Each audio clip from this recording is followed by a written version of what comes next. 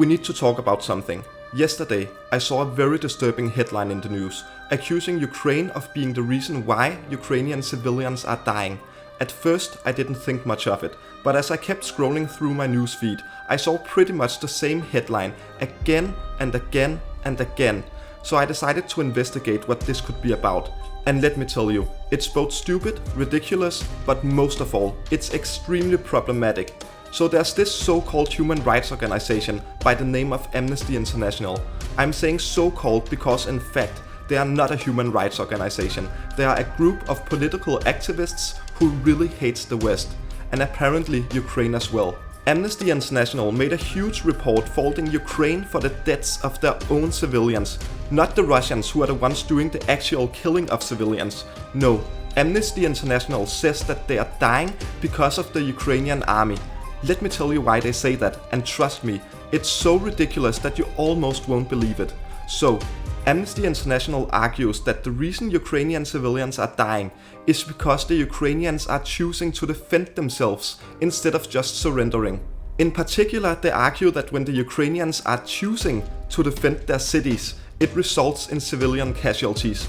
Before we go any further, let me just make one thing perfectly clear. The only reason why Ukrainians are dying is because Vladimir Putin, unprovoked, chose to invade Ukraine.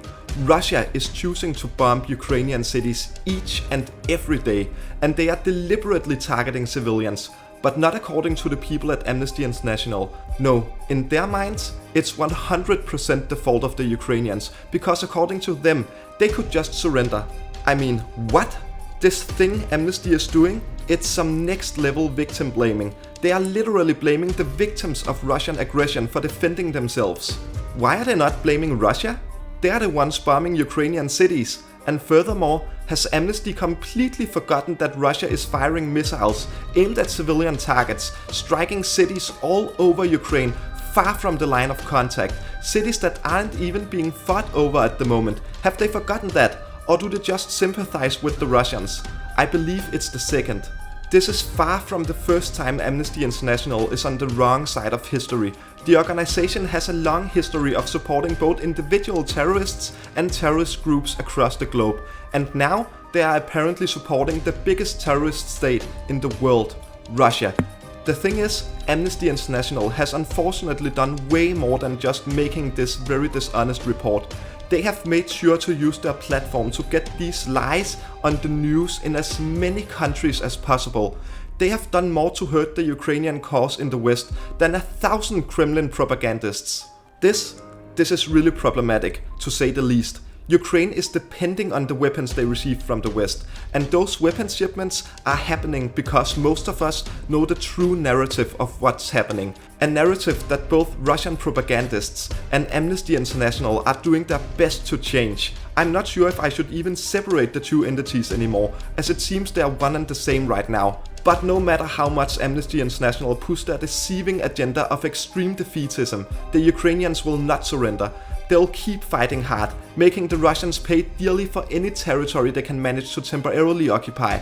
And they'll keep building their strength, keep counterattacking the enemy until all invaders have returned home. On the 4th of June 1940, Winston Churchill said these immortal words: "We shall go on to the end. We shall fight on the seas and oceans. We shall fight on the beaches. We shall fight on the landing grounds. We shall fight in the fields and in the streets. We shall fight in the hills. We shall never surrender." Thank you so much for watching. Please remember to like the video, leave a comment, subscribe to my channel and hit the bell button. I would also highly suggest you watch one of the videos that will be on your screen right now.